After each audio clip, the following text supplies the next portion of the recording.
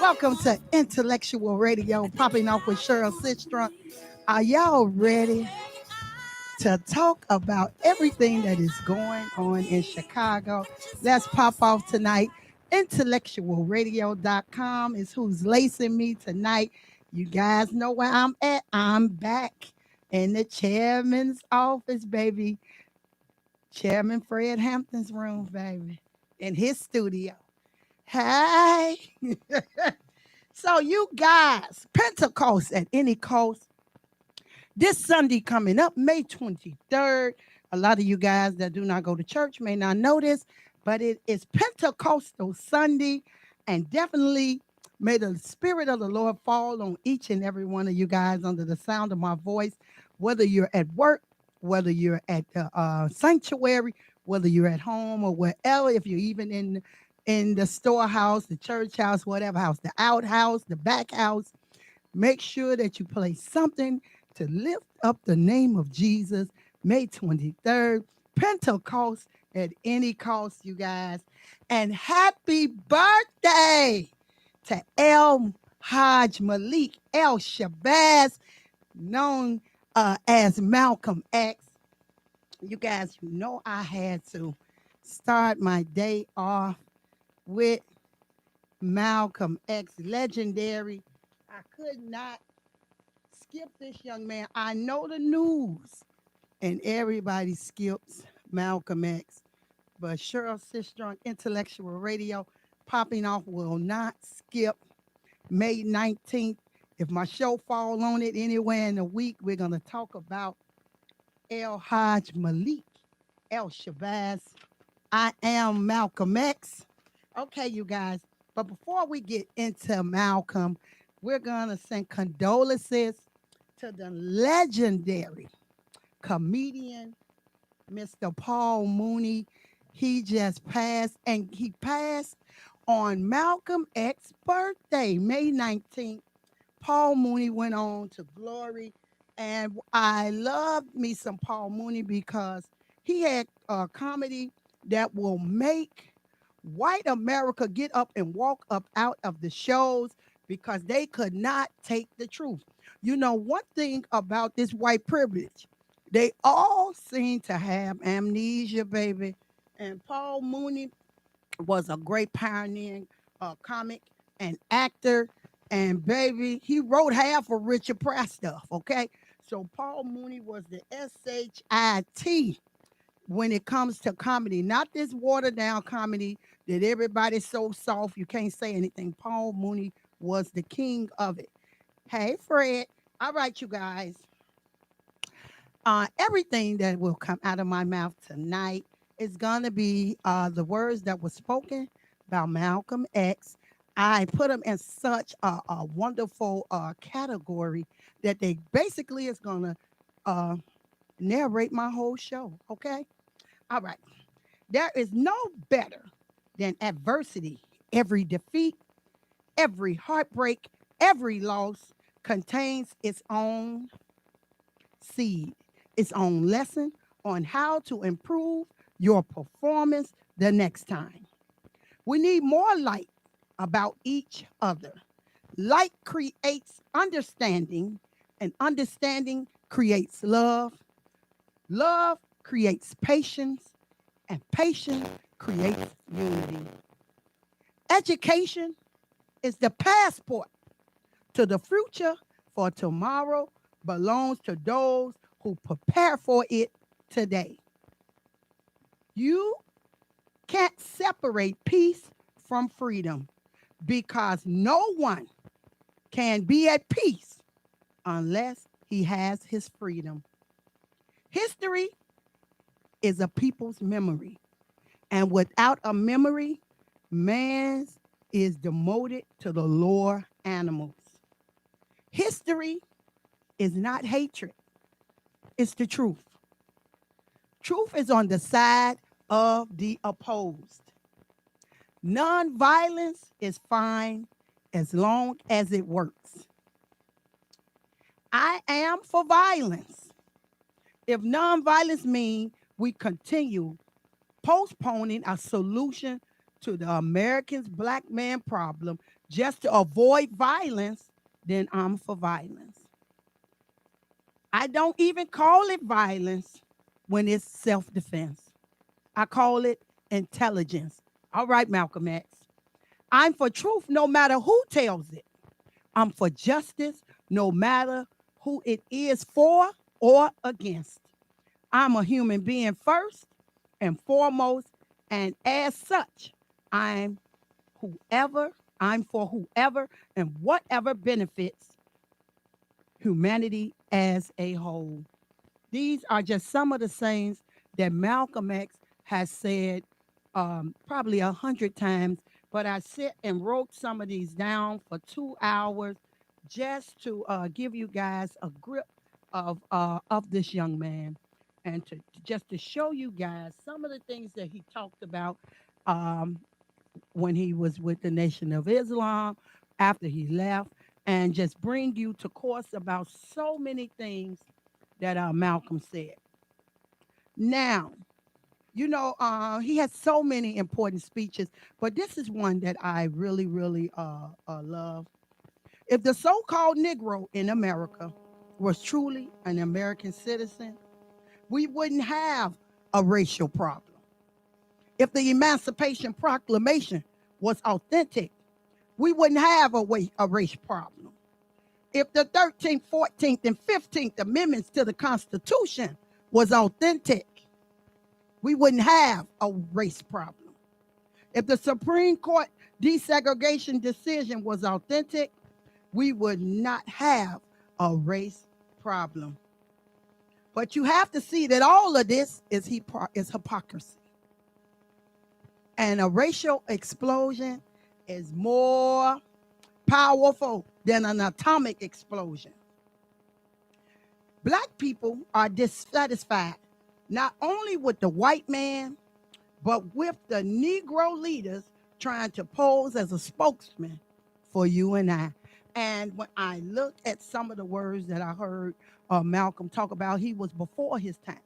And just to hear him say that the so-called Negro in America, if we were truly an American citizen, we wouldn't have a race problem. If the Emancipation Proclamation was authentic, we wouldn't have a race problem. If the 13th, the 14th, and the 15th Amendments to the Constitution was authentic, we wouldn't have a race problem. If the Supreme Court desegregation decision were authentic, we wouldn't have a race problem. And today, I know Congress is waiting for the George Floyd bill.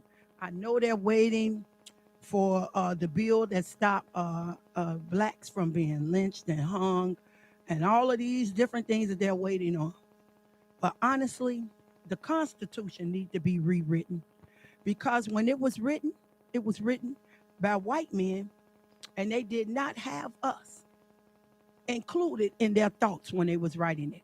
Because when that Constitution was written, every one of them presidents and everyone that was standing there to sign this Emancipation Proclamation, all of them had slaves in the back. All of them were raping black slaves. So if they're calling for something to change in the world, you have to start at the beginning of the core of the problem. And the problem is the Constitution of the United States of America. When has it ever worked for Black America? Never. It has never worked for Black America, and I'm not going to sit here and play like it has, okay? So definitely, Malcolm X was ahead of his time. I know all over the news when it's January the 15th, they show Martin Luther King. But I'm not going to highlight Martin. I'm going to definitely highlight Malcolm, because Martin is everywhere. But I want to highlight somebody that a lot of people have thrown to the wayside because of his beliefs and because of the things that he said was the truth, And as I said, white America, they definitely have amnesia to the wrong that they have done to Black America. And there's nothing wrong with that. I understand. I didn't understand it as a little girl, but I understand why they didn't want the African American people to read books. They didn't want you to look at the clocks and know what time it was. you didn't know anything about a calendar, because a lot of the slaves didn't know their birthdays. You get it? So I believe when the black woman went into the house to clean the house as a slave, to feed the white children with her breast milk that she was feeding her black children with, that she bore by this white slave master. You get it? She had to share one breast with the white baby and the other breast with the black baby. So I believe she's the one that looked on the wall and learned the days of the calendar, because they didn't really have the black men in the house but to maybe help with the cook or help with the serve when they have dinners. But the black woman was there. And she is the blueprint, definitely, to everything that is going on. But listen, I don't want y'all to be discouraged about anything. The last shall be first. And it's coming to pass. It definitely is coming to pass. Because now we have Bernie Sanders following AOC's lead. He will introduce a bill to block the sale of bombs to Israel. This is historic, and under Senate rules, this will get a vote forcing senators to go on the record about the sale of the deadly weapons to Israel. So we're going to all know who say yay and who say nay about these bombs that the United States is sending to Israel. And I see my cousin just jumped on. And I first want to send my sincere condolences to my cousin, Ronnie Sistrunk, for the loss of his son, Ronnie Sistrunk Jr. And I just want to let you know that heaven is looking down and God is showing up, shining his light upon you. And he's going to give you strength when you're weak, and he's going to walk with you and the family. The mother, we definitely send sincere condolences to my first cousin, to the entire family, to all the aunties, the uncles, to the mother, to the grandmothers, to everybody that is yet still holding on, because God has an answer to it all. And I know a lot of times you don't want to bear that cross, but must Jesus bear the cross and all of the world go free? Absolutely not. So just continue to keep the Sistrunk family lifted in prayer. Continue to lift up the name of Jesus, because it's Pentecost at any cost, May 23rd, and y'all have to continue to give God the glory, give God the praise, and just tell the Lord, I thank you for the time that he was here, Lord. And it may have been too short for me, but whatever you do, Lord, is all right with me. And God will bless you back what he takes from you. Okay, so don't forget to give God some glory and some praise. And y'all definitely keep my cousin Ronnie Sistrunk lifted in prayer, and his son's mother and the grandmother and everybody, the extended family. Just definitely let them know that God is there and God cares. God bless the dead. Definitely God bless the dead, because there are so many people that went on. But you have to still thank God through it all, because if you holding on to the past, you cannot see the future. You definitely got to be right there and hold on to God's unchanging hand. Now back to Malcolm. I'm watching this clock, you guys, because it's 7:30. We're going to do the lowdown. Lori Lightfoot. All right, so y'all stay tuned. If you miss it, you done missed it. Now, looking back on Malcolm's independent views, the common goal of 22 million Afro-Americans is respect as human beings. We can never get civil rights in America until our human rights are first restored. We will never be recognized as citizens there until we are first recognized as humans. Just as the violation of human rights for our brothers and sisters in South Africa and Angola is an international issue and has brought the races of South Africa and Portugal under attack from all other independent governments at the United Nations. Once the miserable plight of the 22 million Americans is also lifted to the level of human rights, our struggle then becomes an international issue and a direct concern of all civilized governments. We can then take the racist American government before the world court and have The racists in it exposed and condemned as the criminals that they are. That was definitely an independent view of Malcolm X. You know, in 19, I think it was 1964. This is the view that he came up with before he was killed at the Audubon Ballroom. And this was one of his independent views that he felt that this racism that we're dealing with, everything should be brought up as a violation of the human rights. You get it?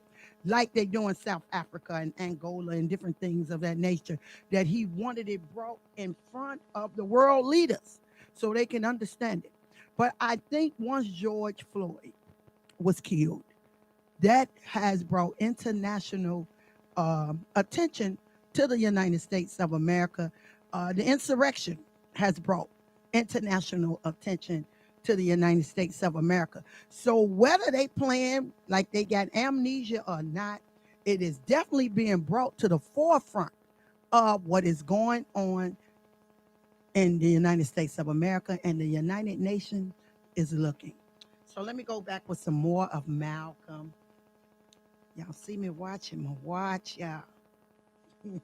Now, I'm going to explain this to you guys. You have to be very careful introducing the truth to the black man who has never previously heard the truth about himself. The black brother is so brainwashed that he may reject the truth when he first hears it.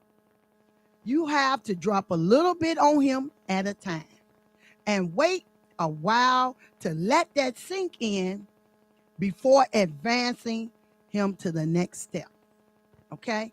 And that is absolutely true, because if you just give all the truth to Black America will basically tear you down, because there were two sets of Negroes. There was the house Negro and there was the field Negro. The field Negro is going to understand what Malcolm X has told him. But the house nigga, it's never me, it's never I, it's we. You get it? He doesn't understand. He's definitely for the white master that is raping his daughters, raping his wife, and what's better than what we got here? You get it? But the field Negro that has ate the scraps off the floor, that's picking the cotton, fingers are bloody, wife is pregnant with the master's child, they're ready to run and get away to a better life. Do you get it? But as I said, historically speaking, there's always been two sets of Negroes, the house Negro and the field Negro. Now, if you are not careful, the papers will have you hating the people who are being oppressed and loving the people who are doing the oppression. Always remember, people don't realize how a man's whole life can be changed by one book. One book can change each and every one of you guys' life. Pick up some books and read today. Now, and to all the men out there, be a man. Earn what you need for your own family. Then your family will respect you. They are proud to say, that's my father. And your wife is proud to say, that's my husband. Father means that you're taking care of your children. Husband means that you're taking care of your wife. You are accepting the responsibilities of manhood. Definitely Malcolm X wrote that and said that. But listen, this new generation of men, they want the woman to take care of them. They want the kids to take care of them. I don't understand it. You know, we used to understand what responsibility means. Whether you grew up with a father in your house or not, you learned responsibility in school. You had to learn to bring your book bag to school. You had to learn to put your tokens in your pocket to get on the bus. So you have learned a different level of responsibility, whether a man grew up in your house or not. You learned how to wash dishes and mop the floor and clean the bathroom up. So everybody has learned a different level of responsibility. But these new 21 young men, baby, all they know how to do, and I ain't say the women, I said the young men, all they know how to do now is twerk. They can twerk better than me. Their pants is tighter than mine. I mean, their hair look better than mine. I mean, their clothes is so cute. The dresses they got on is really cute now. I got to try to keep up my apparel to compete with them. They got purses and handbags better than mine. I can't even get a purse because they gone. All the men done took them off the shelf. I can't even get a purse. But I don't know. I mean, they have different responsibilities that they want to take on tonight. But I don't know. I'm waiting for the 1965 black men to come back. Because, they out of style right now. But with all the real men that don't pick up purses and satchels, raise your hand and let me know. Inbox me, okay? Because the rest of y'all got me scared, okay? Baby. All right, you guys. We are ready to tackle Chicago tonight. And, I mean, lions and tigers and bears. Oh, my. Lions and tigers and bears. We're finna talk about none other than the Chicago mayor, Lori Lightfoot. Okay? Now, on baller alert, Chicago Mayor Lori Lightfoot calls out overwhelming whiteness and maleness in the Chicago media. She says she will only do individual interviews with journalists of color moving forward.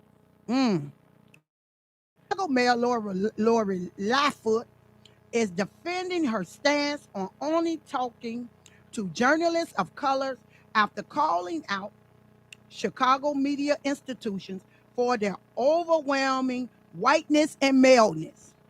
On Wednesday, Lightfoot's press office sent out a 2-page letter to media addressing the major exclusion of journalists of color and their failure to address institutionalized racism in their capacity. In the letter, Lori stated that moving forward, she will only provide individual interviews to journalists who are black and brown. To read the rest of the log on, y'all got to log on to Baller Alert to read the rest of this. Now, we're going to do 2 flips of the coin. There's a lot of African Americans saying, hey, hey, ho, ho. And there's some fruit saying, hell no. Hell no. Right? So, Lori said that this was orchestrated in the media rooms and in the boardrooms, right? Well, I tell y'all what. Are y'all ready to find out where Lori really got the idea to do this at? Now, I don't want nobody to fall on the floor, okay? The most dangerous person in your house or in your life is the person you share your bed with. Did y'all hear me tonight? The most dangerous person in your house and in your life is the person you share your bed with. Okay? And this little tyrant act, this, if I can't have it my way, I'm not going to give nobody their way. She's acting like the tyrant of Chicago instead of the mayor. Okay, we dealt with the bull crap with CTU. We dealt with the bull crap with the homeless under the viaduct. We done dealt with all different type of bull crap. We dealt with the bull crap when you just lied on J. Maul Green and said you didn't know nothing about what he was texting you and inboxing you about when he got the whole thread of the text messages, right? Now you come in our community, you can catch the looters, but you can't catch the shooters, right? You can lift up the bridge, but you can't release the cameras to when your police them do wrong, right? Well, wait. Just because they're your skin folk does not mean they your kinfolk. And this was orchestrated in the bedroom. Did y'all hear me? This was orchestrated in the bedroom. Laura's wife is white, right? She's a white woman. And only a white woman knows how to check rich, powerful white men. And that white man name tonight is media. You get it? Never in the history of niggerism has this ever been done before by any man that got a black woman in their bed. Harold Washington, he had a black woman in his bed. Mayor Daley, he had a black woman in his bed. And ain't no nigga ever thought of this ever, right? But a hit dog will holler. Lori hollering about that the coverage that the media is doing to her is so unfair. Now, this was my problem with you, Lori. When someone tells the truth about you, you have to accept it. If somebody say to me, Cheryl, you are fat, I am. I understand it. But one thing about being fat, I could get on that treadmill and lose this weight. What you gonna do with your face, right? You have to stand up and be accountable for the things that you are doing here in Chicago. And your report card, the People's Choice report card, they gave you all F's. All over the city of Chicago have given you all F's. Because now, is this move really about diversity? Or is this really a crisis, Lori, right? The biggest crisis in Chicago is the crime, the city finances, all these boots and tickets y'all rolling in while we was in a dire emergency with the coronavirus, right? Public education. I mean, my babies can't learn correctly because you won't get CTU what they need to help us, right? But your daughter at school, Walter Payton, them, they in full service, right? But you don't care about the children of Chicago, right? Lori Lightfoot does not care about Chicago. All this was a ploy to pad her pockets, pay her rent up for 30 years, pay this house off, whatever she got, right? Because when you have a white woman in your bed that's a lawyer, you know the Lord never liked the lawyers. She has a white woman in her bed that tells her what to do. Now, y'all may think I'm stupid. Baby. The person that you share your bed with, they make decisions with you. You know when you come home from work? Wait, I'll break it down to y'all a little simpler term. Y'all ready? For the Wizard of Oz, this is called the Tyrant of Chicago. Now, we're going to do Dorothy, the Tin Man, the Cowardly Lion, and the Scarecrow. She morphs into all four of these people. At 5 a.m., Lori Lightfoot is Dorothy. And she's getting ready, leaving her home, going to 121 North LaSalle, right? She's attempting to ease on down the road, right? By 8 a.m., she done turned to the Scarecrow because she barely got a brain. She's searching for a brain at 8 a.m., right? Then she's the Tin Man because she don't have a heart, right? They put the homeless out. They don't have there's 50 schools in Chicago closed, and there's nowhere for our children to be. There's nowhere for the homeless to be, right? She deals with the public and her constituents so heartless. CTU, the citizens of Chicago. J. Mal Green says she lied on him. He hollered in the meeting and shut all that down, right? The shooting victims, right? The less fortunate. But she got a garden and she got a library for us. She don't got a job for your child, but she got a garden to plant in your area. What can a garden do in a disenfranchised area, right? But in white America, she got new banks for them. She got all type of contracts and constructions for them. But in the hood, in the Negro hood, she don't have nothing for us but a library and a garden. What would we need with a garden when they handing out link cards for free? We don't need a garden, baby. We ain't hungry. We homeless. We ain't hungry. We homeless. Hell, we are not hungry. We're homeless. Okay? Then she turns to the Cowardly Lion because she's looking for some type of courage. And I told y'all where she get that courage at home, baby. when she talking to her wife and she rubbing that gray hair, baby. I tell you what to do, Lori. You a nigga girl. You can shut it all down. You run the show. You ain't got to do nothing. They got to do what you say do. And your mate will have you commit murder. Your mate will have you stealing out the store. Your mate will have you put your kids out the house. Your mate will have you stop and take care of your mama and paying your mama them rent. You got to watch the mate that you marry. I know a lot of y'all frantic to have somebody. But she said that she tired of the whiteness of the media. Oh, they white because they talking about you. Oh, they wasn't white when they were talking about Daily. They were same white people. They was white when they were talking about Harold. They were white when they were talking about Ron. I mean, what make you different? Okay? And this how I know you're not truly black, because a black woman will excel. Don't you know that? We excel, baby. They talking about my hair. They talking about my suit. Let me go get me some rinse in my hair. Let me go get me a butter down better suit. Let me go get me some better shoes. You get it?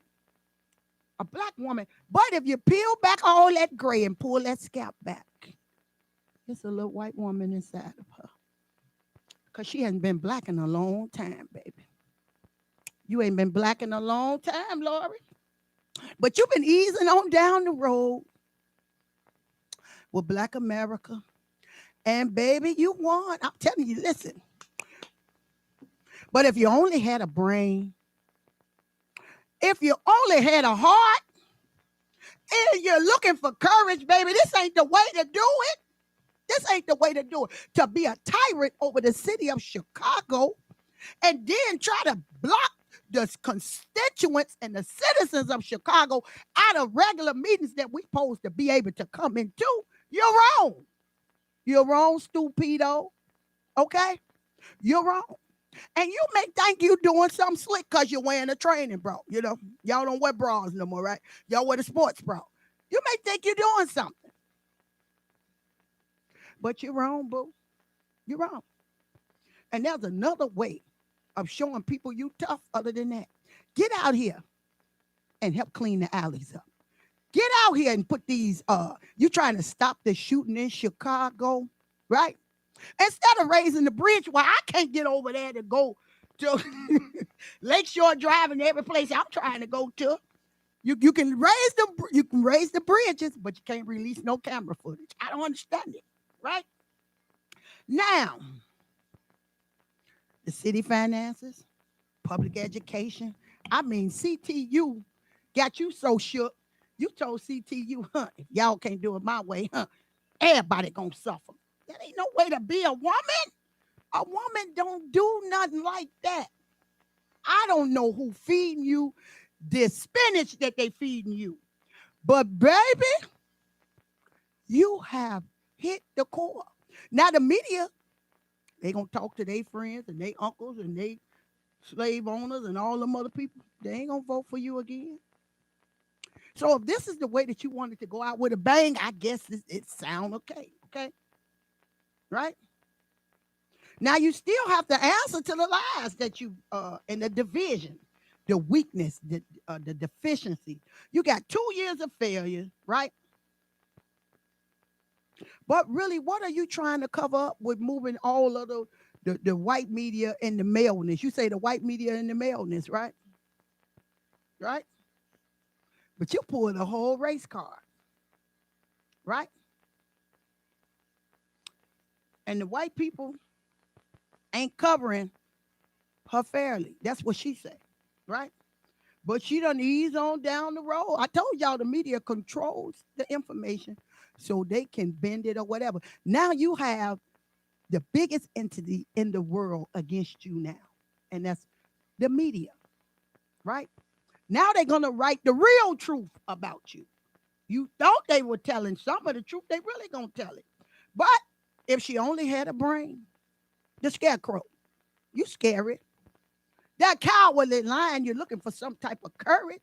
You're beating your chest, and you got our kids out here halfway intelligent, right? The Tin Man, you don't have no heart. So, Dorothy, we need you to ease on back down the road and go home, right? Because we got 2 more years to deal with stupidity. Stupidity, right? And, I used to look at Harold Washington and look at how Ed Vadoliak would come at him. But you know what Harold would do? Harold would come back with them words, paper. Harold Washington cuss you out without using any profanity and put you in check in front of everybody. But you haven't learned that yet. Yeah, I see you, Bomani, Mayor Lionfoot. But the coward lion, the Tin Man has no heart. She has no heart tonight. She's a cowardly lion. She's been searching for courage. The Scarecrow, she doesn't have a brain. And she done ease on down the road at 121 North LaSalle. And she have our children barely learning what they need to learn because she don't want to give CTU the main minor little things that can help save each and every one of our children. But always remember tonight, you guys, the most dangerous person in your house, in your life, is the person you share your bed with. And Lori Lightfoot's wife is the cause of this one too. Because the one you're laying in the bed with is telling you, no, baby, don't do this. Or, yeah, baby, get them. Get them. They're going to learn to respect you. You're not a mayor. You're a tyrant. You are a tyrant. And you got a garden for the people that need shelter. You have a library for the people that can't read. Our children cannot read, Lori. They ain't been in school, right? This remote learning was a first step. This is not the last step, okay? And we ain't hungry because they handing out link cards for the children that's on remote learning. So we ain't want nothing else to eat. We need our rent paid. We need you to stop putting these tickets on our car because we ain't got no money. You ain't giving no jobs out. So come on, boo-boo. But if you only had a brain. So listen, you guys. Lori Lightfoot, we need to put the word out all over all 50 wards that whoever, we're going to watch these wards that pull for her, that are putting her flyers down all around, we're going to get them people up out of office also. Because our children are behind. Our rent is behind. Our cars got boosts all up and down Chicago. And this woman doesn't care about black people. And just because they're your skin folk don't mean they're your kinfolk. Y'all watch it today and watch this one-hit wonder because it's all over in 2 years for, hey, hey, ho, ho, Lori Lightfoot has got to go. All right, you guys. Now back to Malcolm because we through with Lori. She can ease on down the road because I told y'all it was orchestrated in her bedroom. And if y'all think I'm lying, I'm flying. It was orchestrated in that bedroom. Not in the boardroom, not in the bathroom, but in that bedroom. All right, that's the end of Lori. Low down, dirty Lightfoot. All right, y'all. Now, let's see what time it is because Lori got me upset. Okay, before I get ready to close out, you guys, I am going to read what Ossie Davis, the actor and the activist, Ossie Davis, he delivered the eulogy describing Malcolm X as our shining black prince who didn't hesitate to die because he loved us so. Okay? There are those who will consider it their duty as friends of the Negro people to tell us to revile him, to flee, even from the presence of his memory, to save ourselves by writing him out of the history books of our turbulent times. Many will ask what Harlem finds to honor in this stormy, controversial, and bold young captain. And we will smile. Many will say, turn away from this man, for he is not a man, but a demon. a monster, a subverter, and an enemy of the black man. And we will smile. They will say that he is of hate, a fanatic, a racist who can only bring evil to the cause for which you struggle. And we will answer and say to them, did you ever talk to Brother Malcolm? Did you ever touch him or have him smile at you? Did you ever really listen to him? Did he ever do a mean thing? Was he ever himself associated with violence or any public disturbance? For if you did, you would know him. And if you knew him, you would know why we must honor him. And in honoring him, we honor the best in ourselves. Happy birthday to the late, to the great. You're my latest. Uh-oh. You're my greatest, my latest, my greatest inspiration. No. Malcolm's my latest. He's my greatest, my latest, my greatest inspiration. All right, you guys. So do not forget, next Friday, 7 p.m., IntellectualRadio.com. Miss Cheryl Sistrunk gonna keep all the news popping. Don't be nervous. Don't be afraid. The truth shall set you free. Good night, and God bless. It's a custom Sunday. I'll go crazy. Sweet thing. That's my jam. Oh, sweet thing. Don't you know you're my everything? I will love you any.